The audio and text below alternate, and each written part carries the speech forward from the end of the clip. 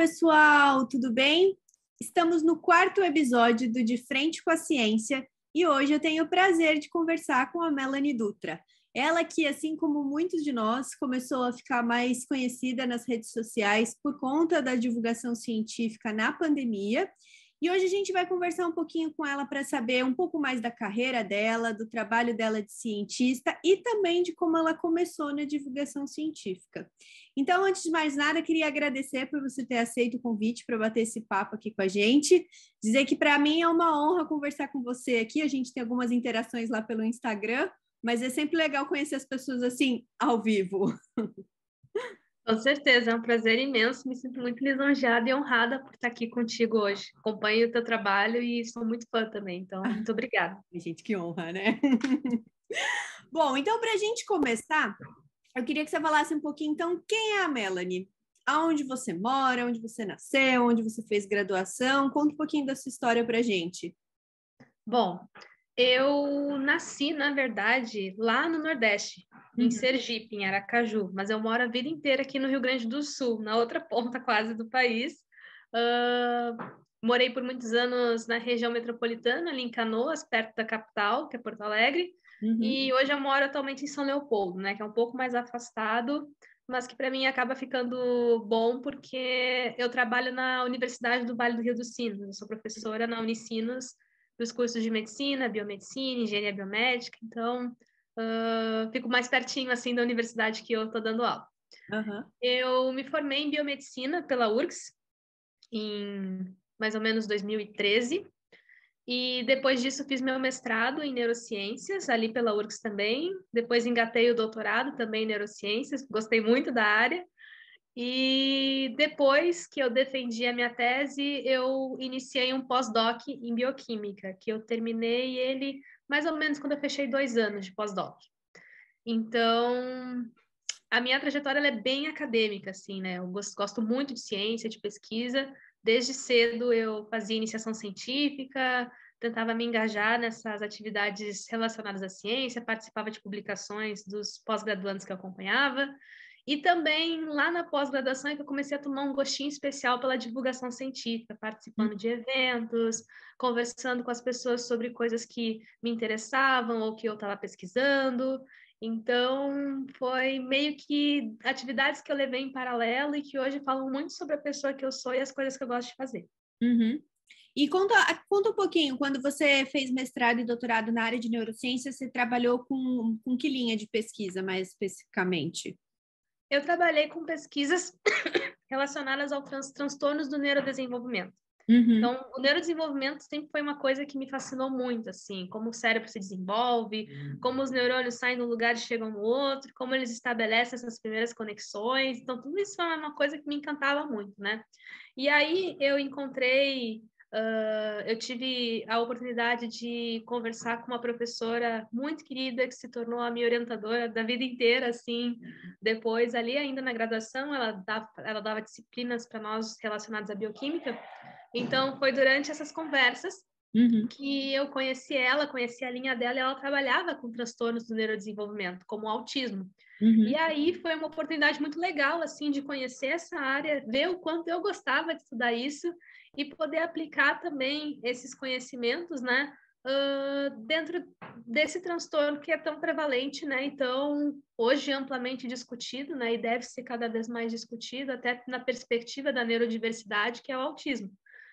Então, a minha linha sempre foi isso, e dentro disso, né, que tem uma vastidão de coisas que tu poderia estudar, eu sempre me interessei pelos aspectos sensoriais, como é que a gente processa informações de tato, de toque, de dor, enfim, N tipos de possibilidades de sensoriamento, e sempre me chamou a atenção que era uma característica recorrente de pessoas com autismo relatar alterações nesse processamento, né? Muitas vezes uma sensibilidade muito alta ao toque, entre outras coisas.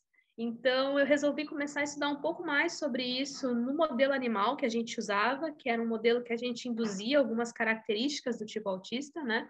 E assim eu comecei a estudar tanto comportamentalmente quanto na forma como se estabelecem essas conexões nessas regiões de processamento sensorial, como é que estava nesse modelo, né? E assim eu comecei desde o meu TCC a investigar isso e fui até o meu pós-doc, basicamente. Eu fiquei muitos anos assim estudando, esmiuçando essas vias, essas possibilidades, sempre usando uma perspectiva diferente. Eu comecei muito com neuro, depois eu fui para bioquímica, depois no pós-doc eu já estava num lugar muito próximo da imunologia mais, então as coisas foram mudando de perspectiva, mas essencialmente eu estava nessas várias perguntas sobre esses tópicos. Então, é uma das grandes paixões da minha vida, com certeza, né? Uma linha de pesquisa que eu tenho muito carinho e muito interesse, e foi muito legal poder ter passado tanto tempo assim em cima dela, contribuindo e vendo que outros alunos também hoje tocam essa linha adiante, né? Na universidade que você dá aula, você tem alguma linha de pesquisa também que você atua? Ou você está mais voltada para a parte de sala de aula mesmo agora? Então, eu tenho me focado bastante na docência, né? Que é uma das coisas assim que eu gosto pra caramba, né? Sempre gostei muito de dar aula, sempre gostei muito de ter esse contato assim com outras pessoas, essa troca, né? Mas agora eu comecei a participar de alguns projetos de extensão. Eu estou num projeto bem legal sobre sífilis congênita, para fazer mapeamento de sífilis congênita ali na universidade. E eu também tenho os projetos, né, fora da universidade, como a rede análise, que a gente vem trabalhando com dados, né, relacionados à pandemia, divulgação científica, combate fake news.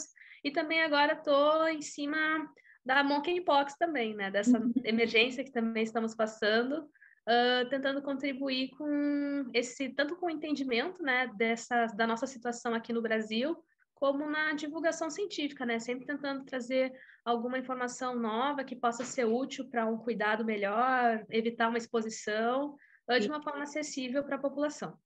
E vamos aproveitar que você falou da rede análise. Conta então como a divulgação científica surgiu na sua vida. Foi em decorrência do seu trabalho no mestrado e doutorado que começou a fazer divulgação científica com um transtorno do desenvolvimento ou não? Na verdade, você enxergou ali algum gap que estava na comunicação entre a academia e a sociedade que você falou assim, não, e se eu tentasse? Então, o que eu comecei a fazer, né? Sempre tinha alguns assuntos que me interessavam e eu tive a oportunidade de estudar esses assuntos nas disciplinas de neurociência que eu fazia, que a gente tem que fazer, né? As disciplinas dos cursos de pós-graduação, como parte da nossa formação, né? Então, uma delas que eu fiz, que era de neurofisiologia, a gente tinha alguns tópicos no fim da disciplina para trazer e apresentar para a turma, né? E eu sempre pegava uns tópicos meio viajados, assim, tipo, como é que os vínculos se formam? O que é o amor? Como é que a gente constrói a realidade na nossa cabeça? Que eram perguntas que eu sempre me fiz, sempre quis estudar, mas a falta de tempo é algo surreal, já era surreal naquela época.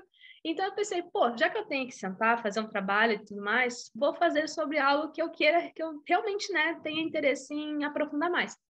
E aí fiz a minha primeira apresentação, assim, sobre assuntos como esse, né, que são dúvidas que claramente muitas pessoas já devem ter tido, assim, e ficou muito legal. Eu lembro que o primeiro que eu fiz foi sobre como os vínculos se formavam, né, e a professora gostou muito, meus colegas acharam super interessante e tal. E depois, eu lembro que na sequência tinha a Semana Nacional do Cérebro, que é um evento que acontece em várias cidades, né, para aumentar a conscientização sobre o sistema nervoso e tudo mais. E aí eu lembro que eu me inscrevi para falar, uma professora me incentivou a fazer isso, me inscrevi, fui aceita e tudo mais para falar. E aí pensei, por que eu não falo sobre isso, né? Então eu peguei aquela minha apresentação que estava super técnica, né, porque foi com uma disciplina, e comecei a tentar traduzir ela, assim, para que ela ficasse acessível, mas que também, né, pudesse passar algumas informações específicas sobre o sistema nervoso, porque afinal a proposta era essa, né, a gente trazer mais conhecimento sobre isso também de dentro da academia. Então, eu tive uma recepção muito legal, assim, do público que estava assistindo, o pessoal gostou muito, e desde então, assim, alguns anos depois eu participava sempre trazendo assuntos como esse, o que é empatia, como é que a realidade é reconstruída na mente. Então, na verdade, eu comecei a divulgação científica mesmo, essa voltada para uma população geral, com assuntos que super me interessavam, assim, né? Depois, com o tempo, eu comecei a adicionar alguns dados, assim, dos meus trabalhos também, que eu, bem ou mal também, às vezes passeava um pouco por essas áreas dentro da minha linha de pesquisa. Mas, na verdade, eu sempre foquei muito, assim, coisas fora, assim, dessa linha, porque tem uma vastidão de coisas, assim, que super interessam todo mundo, né? E, às vezes, a gente ouve essas perguntas das pessoas, pergunta, tu que é neurocientista, como é que tal coisa acontece e tal? E aí, isso dava essas ideias para reunir, né, em uma apresentação e participar desses eventos. Sim, é muito legal você falar isso, né? Porque eu acho que cada vez mais a divulgação científica, ela vem também com o intuito de mostrar que a ciência é legal, né? Que ela está presente no nosso dia a dia, em todas as coisas, né, que a gente consome, que a gente faz, mas que ela também pode estar presente ali nessas questões existenciais, né, que a gente tem. Então, da mesma forma que, assim, tem muita gente interessada em documentário de, sei lá, filme, em documentário de fundo do mar e etc., né? Mostrar que atrás dessas coisas também tem ciência, que também tem pesquisa, que também, né, tem ali a produção de dados e que tudo isso pode ser, né, traduzido para que a sociedade entenda. E aí, então, continuando no tema de divulgação científica, eu acho que para você, né, o boom veio realmente durante a pandemia, né, quando a pandemia começou. Conta como é que foi esse início, como é que você começou a se dar conta de que, assim, não, tem muita gente falando abobrinha, a gente precisa fazer alguma coisa. Como é que a rede análise surgiu também? Porque eu lembro que foi bem no comecinho, né? Eu lembro que comecei a seguir no Instagram, e aí comecei a acompanhar o trabalho e, assim, ainda estava tudo muito confuso, a gente não sabia ao certo o que estava acontecendo. Então, conta como é que foi um pouquinho desse processo. Então, foi um processo muito do tipo, vamos, vamos. Foi muito assim, porque eu lembro que eu estava no Twitter, antes de formar a rede, já estava começando a acompanhar discussões, especialmente discussões no exterior, né, onde a Covid já estava acontecendo, né, com mais casos e tudo mais.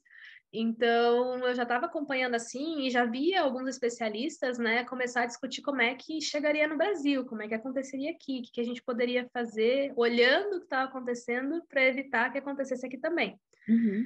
Então, eu comecei a ver o quanto a situação, na verdade, era muito preocupante, muito mais preocupante do que ela parecia, assim, num primeiro momento, né? Até porque ali em janeiro, fevereiro, tinha muita gente que estava ainda entendendo que era uma situação internacional, assim, né? Estava longe do Brasil. Estava longe da gente. Mas, na verdade, ela poderia já estar aqui e a gente não está ainda detectando, né?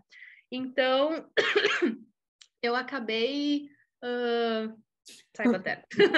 Então, eu acabei acompanhando, assim, esses casos no exterior e comecei a pensar que seria muito importante reunir as pessoas. Acho que para tem a alguém gente... querendo participar da conversa.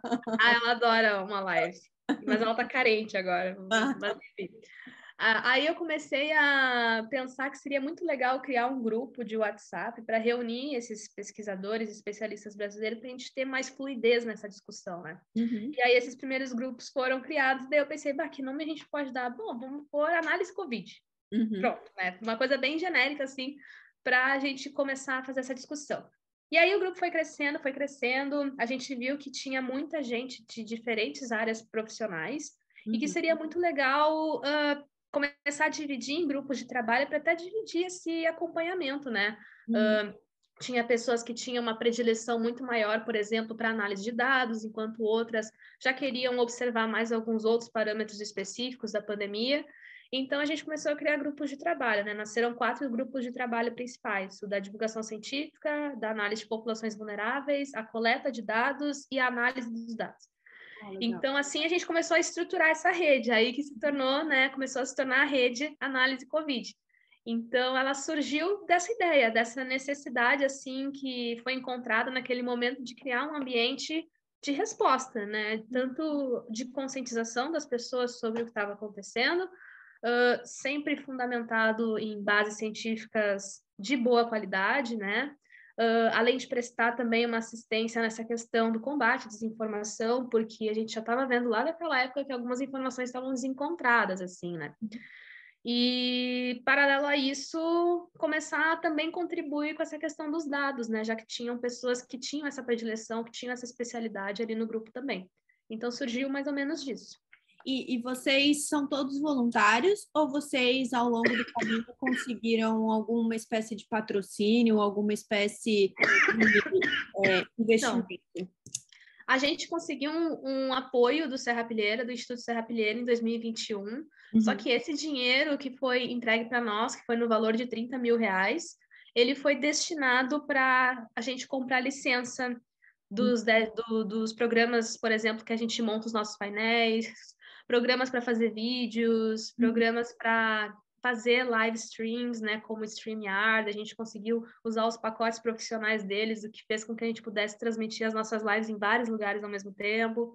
Enfim, a gente destinou esse dinheiro também para fazer o rebranding da nossa rede, fazer o nosso site para compilar as informações.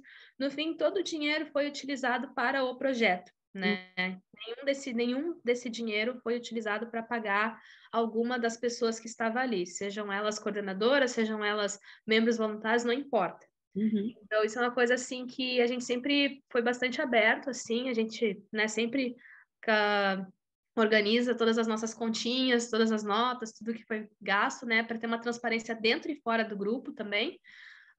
Mas no fim das contas nós acabamos sendo pessoas voluntárias, realmente ninguém ali recebe para fazer o que faz, mas a gente gosta muito do que a gente faz, a gente espera que um dia a gente possa se tornar algum tipo de instituição, de ONG, concorrer em editais, até para também poder retribuir a essas pessoas que tanto fazem pelo grupo, né, e que merecem esse reconhecimento, né, esse retorno também. Até porque eu, particularmente, acho que a divulgação científica precisa ser valorizada também nesse nível, né? É um trabalhão, assim, que a gente faz para criar conteúdo e tudo mais. Então, é um movimento que eu acho que é interessante de se engajar também para que haja esse reconhecimento, tanto financeiro quanto do próprio valor do trabalho, né? Eu perguntei exatamente por isso, né? Porque eu acho que a gente, quando a gente opta pela divulgação científica, claro que vem muito ali da nossa paixão, né, da nossa entrega na ciência, mas existe um lado também em que a gente precisa começar a profissionalizar a divulgação científica do ponto de vista de que, assim, a gente faz por amor, a gente faz, né, porque a gente quer que a ciência ela seja cada vez mais aplicada e cada vez mais divulgada, mas a gente também precisa de investimento para isso, porque como você falou, não é só, né, para pagar as pessoas que estão trabalhando ali, porque é um trabalhão pesquisar, é um trabalhão gerar dado, é um trabalhão produzir conteúdo, mas também para investimento, né? Então, para você poder investir, comprar a licença de um software que vai te ajudar a fazer análises, você ter acesso a um programa que, de repente, vai te dar uma melhor qualidade de imagem e áudio. Então, tudo isso. E eu vejo que, por exemplo, assim, acho que no Brasil está começando a caminhar algumas iniciativas, tanto privadas quanto das agências de fomento, voltadas para editais de divulgação científica, né? Aqui nos Estados Unidos, onde eu estou, é engraçado porque, por exemplo, existe uma rede de trabalho de comunicação científica, mas as pessoas não sabem muito o que é divulgação científica, né? O que a gente tem muito aqui é o cientista que vai para a rede social, né, contar um pouco da rotina, mas não tem muita preocupação de traduzir o que está acontecendo no laboratório para a sociedade. Mas, por outro lado, todos os editais a maioria dos editais que você vai aplicar aqui para pedir, né, verba de projeto, etc., eles pedem o que eles chamam de non-science summary. Então, você tem que escrever um texto de, normalmente, 2.500 caracteres, em linguagem não científica, em linguagem não técnica, explicando para o seu projeto. E aquilo vai ser avaliado por uma pessoa que não é da área da ciência, que não é da área. Então, por exemplo, assim, eu vou submeter um projeto para a Associação Americana de Câncer, de pesquisa em câncer. Então, é um conselheiro que pode ser que ele seja um familiar de algum paciente oncológico e ele vai julgar se aquele meu projeto pode ser relevante ou não. Então, são dois contrapontos, né, que a gente sempre fica ali, né, tentando entender o que está acontecendo, porque no Brasil a gente já tem um movimento muito mais consolidado, mas nem sempre é fácil achar verba. Aqui a gente não tem um movimento consolidado, mas eu sinto que cada vez mais eles têm se preocupado, né, em achar esse meio do caminho. Então, isso é bem contraditório mesmo, né? Sim, verdade. Não, super concordo, e eu vejo que é realmente um movimento que a gente está vendo acontecer em vários lugares, né? Então, eu espero que a gente consiga melhorar essa valorização com o tempo, né? Porque a dedicação está sempre aí. E me conta aqui uma coisa, quem quiser participar da Rede Análise, vocês recebem currículo, entra em contato com vocês pelo Instagram, como é que funciona? Isso mesmo. Normalmente esse contato é feito pelas redes sociais ou pelo nosso e-mail, que tem nas nossas redes sociais. A gente está no Twitter e no Instagram como @redeanálise. Uhum. Então, vocês podem mandar e-mail, mensagem, manifestando esse interesse, que a rede está sempre com portas abertas para novos membros. Vai ser um prazer te conhecer e também poder contar com essa tua contribuição, né? A gente tem um pequeno processo, assim, interno, onde a gente faz entrevista, né, vê as motivações da pessoa, onde ela gostaria de se encaixar nas atividades que o grupo está fazendo, mas tudo isso a gente faz de uma forma super informal, por conversa mesmo, né, com alguns dos nossos coordenadores, para poder, então, encaixar essa pessoa aí no nosso time. Então, as vagas estão sempre abertas, é só entrar em contato. Olha aí, gente, super oportunidade, hein? Até eu acho que eu vou me candidatar. Prazer, prazer. Bom, eu tenho então, a gente abriu uma caixinha de perguntas, né, lá no nosso Instagram. Eu recebi algumas milhares de perguntas dos seguidores. Claro que não, a gente nunca vai conseguir fazer todas. Eu separei aqui algumas e eu vou começar. Eu sempre gosto das perguntas do professor Hermógenes, porque ele é assim certeiro nas polêmicas. A primeira pergunta, então, é do professor Hermógenes e ele quer saber se fazer divulgação científica nas redes sociais é uma bolha. Então, eu acho que muitas vezes sim. Muitas vezes a gente acaba falando para um público, né, que pertence a essa bolha que a gente está inserido. Mas eu também acho que à medida que a gente constrói parcerias e faz cooperações, cria esses momentos onde a gente também está falando com o público de outras pessoas, né? A gente pode acabar ampliando essa bolha e muitas vezes furando essa bolha com eventualmente algum conteúdo que viralize ou algo do gênero, né? Então, acho que muitas vezes sim, mas não necessariamente, porque existem formas da gente pelo menos expandir essa bolha e conversar com outros públicos. Sim, é legal isso, porque eu lembro que no primeiro episódio, que inclusive foi com o professor Hermógenes, e eu falei qual que era a ideia do quadro, né, que era de entrevistar outros cientistas brasileiros, um dos seguidores me perguntou assim, mas por que você vai ser entrevistadora de um quadro de cientista se você também é cientista? E eu achei engraçada a pergunta, mas eu expliquei para ele que, primeiro, quando a gente é cientista, a gente não sabe sobre tudo, né? Na verdade, a primeira demonstração de que você é um bom cientista é você assumir, sabe, aquela coisa do eu só sei que nada sei. Exatamente. Então, quando você conversa com outras pessoas, a chance de aumentar ali o seu repertório é grande. Então, essa é uma das ideias, né, do quadro. E segundo, que eu acho que é exatamente isso que você falou, a gente precisa criar uma rede de apoio entre a gente, né? Entre quem já está trabalhando com divulgação científica. Então, não existe competição, né, entre a gente, existe realmente colaboração. Na maioria das vezes, a gente está trabalhando em cima de temas que são parecidos, mas cada um tem uma área específica de atuação, que também acaba trazendo divulgação científica. Então, eu acho que ter a oportunidade de trocar ideias é um momento de fortalecimento, né? Exatamente. E acho que assim a gente também começa a mostrar, né, que é uma rede de pessoas, que é muita gente se dedicando em prol dessa construção, desse compartilhamento, né, de informações, de conhecimento, e assim a gente também vai estimulando novas pessoas que querem entrar a participar, né, colaborar nessas redes. Eu acho que esse início ele realmente é muito difícil para quem está começando na divulgação, porque tu não tem exatamente um público, tu não tem ainda um engajamento.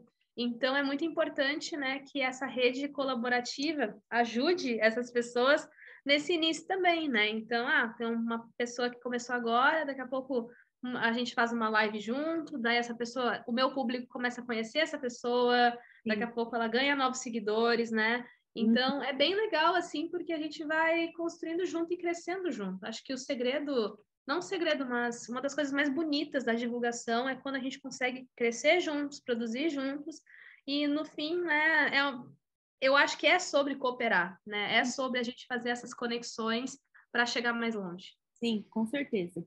Tem uma outra pergunta aqui, é da Juliana, e ela quer saber se você acha que em alguns anos comunicação científica será uma disciplina obrigatória nos cursos da área da saúde. Olha, eu não sei se obrigatória, mas se no mínimo os cursos oferecerem ela como eletiva para quem quer começar na área e quer começar já com enfim, algum conhecimento, né, sobre qual é a melhor forma de começar e tudo mais, de produzir determinados conteúdos, eu acho que já seria uma grande contribuição, né? Mas espero que sim, espero que hajam disciplinas, cursos, oficinas, simpósios, que tenham mais institutos, mais organizações, para que as pessoas possam se encaixar e contribuir. Uhum. Eu acho muito legal isso, né? Porque eu lembro que eu conversei com a Natália Pasternak e ela falava exatamente sobre isso. Ela falou assim: eu acho errado a gente impor a divulgação científica, porque não é todo mundo que vai querer fazer e não é todo mundo que gosta, mas a comunicação científica é algo muito importante. Exatamente. Ela fala exatamente de que assim, você não tem a necessidade de querer produzir conteúdo para rede social, etc. Mas você tem que, por exemplo, saber conversar com um cara da indústria, que é da área de administração, por exemplo, e você vai ter que explicar o seu projeto para ele para saber se, né, aquilo vale a pena ou não.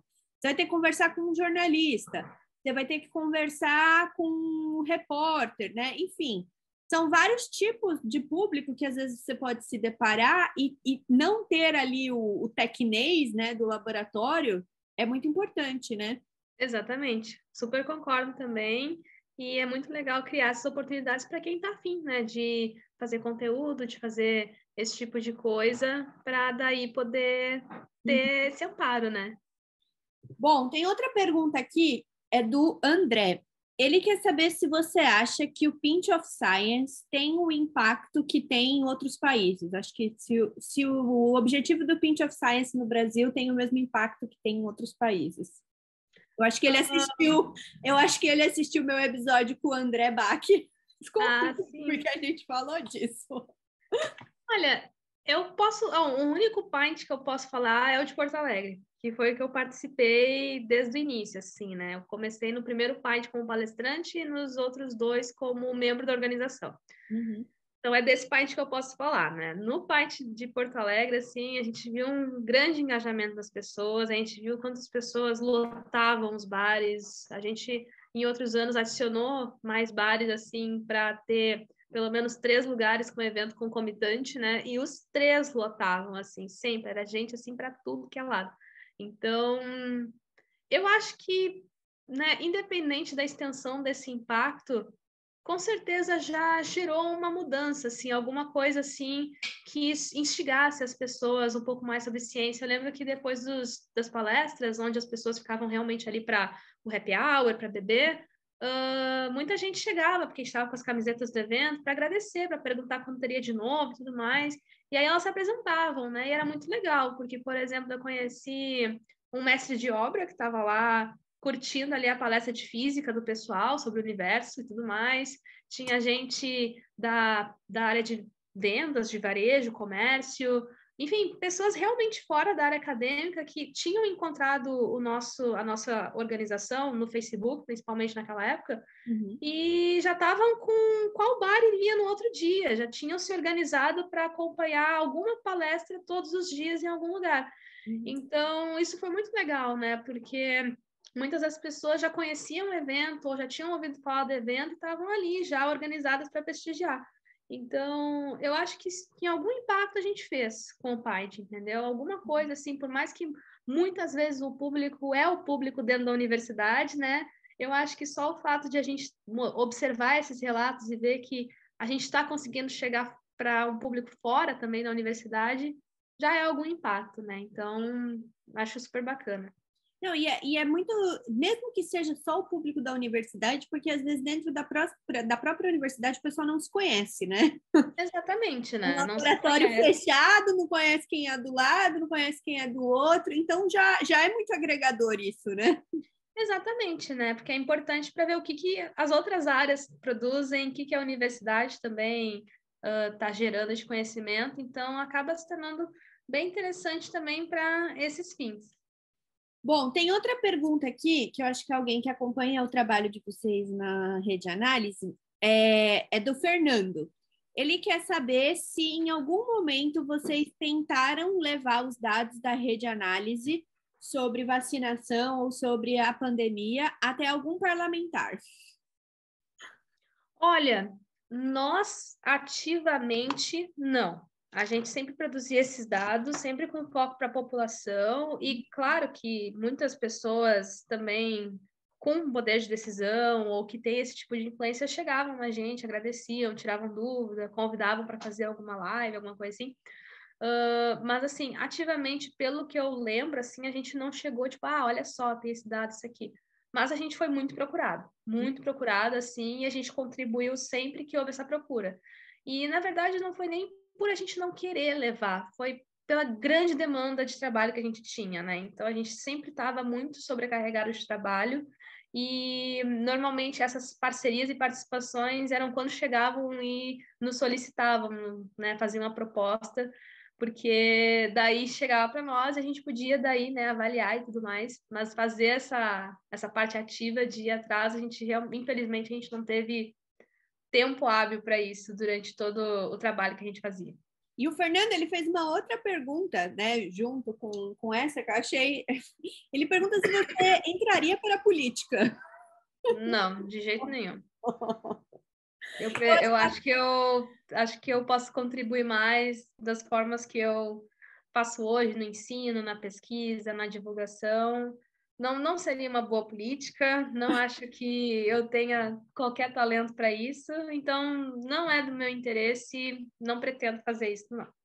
Eu acho engraçado, na verdade, não sei nem se é a palavra, mas é curioso, né? Porque a maioria das pessoas que trabalham com ciência não se veem na política, né? Não se veem nesse ambiente de tomada de decisão, né? Claro que a gente está sempre sujeito a cair nas mãos de pessoas que não sabem tomar decisões, mas eu também ainda não consigo enxergar onde é que tem, né, a sobreposição dos caminhos, né? Porque isso era até uma coisa também que o doutor Adriano, né, que é o doutor Derrame, estava falando comigo. A gente não vê pessoas que, por exemplo, tiveram alguma volta aí durante a pandemia de querer se envolver com política, e é completamente compreensível, né? Exatamente, né? Então, eu acho que tem pessoas que podem acabar se encontrando ou encontrando um caminho para poder seguir atuando nesse contato com o público, mais num perfil próximo de tomada de decisão e tal. Mas realmente, assim, eu não vejo assim que seja para mim. Eu gosto muito assim do que eu faço, da forma que eu faço, e quero seguir fazendo pelo tanto tempo que eu puder, mas vou deixar isso para outras pessoas mais talentosas e versadas nesse caso. Bom, tem uma última pergunta aqui que eu separei também. Ela quer saber, ela é um nome que eu não vou saber falar, porque é um nome em algum idioma árabe, mas ela colocou em português. Ela quer saber uma dica para quem está começando na divulgação científica que você daria, e ela quer saber qual é o seu meio de divulgação científica favorito. Twitter é o que eu mais gosto, assim, é o que eu mais invisto meu tempo, então o que eu mais gosto é no formato do Twitter ali. E as dicas que eu daria é justamente essa. Eu sempre curti o Twitter, então para mim foi muito gostoso começar a fazer divulgação lá. Eu já conhecia as ferramentas, já tinha ideias de como eu queria fazer lá. Então eu acho que de início, né, se tu tem alguma rede social que tu curta investir teu tempo nela, né, de repente começa por ela, começa estudando que público está nela, é um público mais jovem, é um público mais velho, como é que é o tipo de mídia que esse público gosta de consumir, porque isso varia bem de rede social para rede social, né? Por exemplo, no Instagram, a gente tem muito aquela mídia de vídeo, de imagem, de carrossel, Uhum. enquanto que no Twitter, né, os próprios textos pequenos, né, funcionam bem, né, ainda mais intercalados em formato de fio. Então, são propostas diferentes, né, mas que se a gente começa a produzir conteúdos já orientados para satisfazer essas propostas, fica visualmente agradável, aquele público que está ali consumindo aquilo vai ter uma sinergia com aquele conteúdo, né? Porque ele vai estar conversando com as coisas que esse público consome. Então, eu vejo muito isso, né? Acho que como esse início ele é difícil, porque a gente não tem ainda muito engajamento, não tem público, tem que começar fazendo coisas que vão nos recompensar, né? No sentido de que vai dar prazer, vai dar satisfação, a gente já gosta de estar lá, então não vai ser oneroso estar conhecendo uma rede nova que a gente não tem tanta afinidade, né? Então, fazer com que esse início te retribua ao máximo, assim, de recompensas pessoais, para que tu vá investindo o teu tempo e teus recursos nisso e vá construindo teu público e vai ganhando outros tipos de recompensa, né? Recompensa por estar ali conversando com outras pessoas, por estar vendo que o seu conteúdo é reconhecido, né? Então, eu daria essa dica inicial, assim. Bom, gente, eu acho que a ideia era mais ou menos essa, de conversar com a Melanie. Mais uma vez, eu queria agradecer a participação dela e da Pantera. Pantera? Pantera, isso mesmo. Nossa convidada mais que especial, dando ar da graça. Eu imagino que ela tinha muitas coisas para dizer para vocês também sobre ela adora uma live. Comunicação científica. A live vai ficar gravada, claro, né? Vocês podem deixar comentários, podem deixar muitos likes. Eu passo tudo para a Melanie. E mais uma vez eu queria então agradecer por ter aceito bater esse papo. Foi muito legal conhecer um pouquinho mais da sua história, da sua trajetória. E dizer que também aqui o canal está sempre aberto, sempre que quiser voltar, quiser trazer algum conteúdo, quiser trazer dados da Rede Análise, vou adorar bater mais um papo com você. Com certeza, para mim é um prazer. A gente também deixa toda a nossa rede à disposição também. Vai ser um prazer, assim, seguir contribuindo. Como vocês podem ver, a Pantera está mexendo no fio da minha webcam. Mas, enfim, vai ser um prazer seguir contribuindo com vocês, né? Com todo o teu canal, contigo. Como eu falei, eu admiro muito o trabalho que tu faz. E queria agradecer todo mundo que está aqui, quem chegou agora, não deixa de seguir aqui o Ciência com Café também, né? Dá uma moral aí para esse trabalho incrível que é feito. E se quiser seguir a nossa rede, né? @redeanálise, tanto no Twitter quanto no Instagram. Vou deixar aqui na descrição do vídeo também salvo para vocês irem lá, curtirem e conhecerem o trabalho. Então é isso, pessoal. Muito obrigada, Melanie. Tchau. Tchau, tchau, pessoal. Obrigada.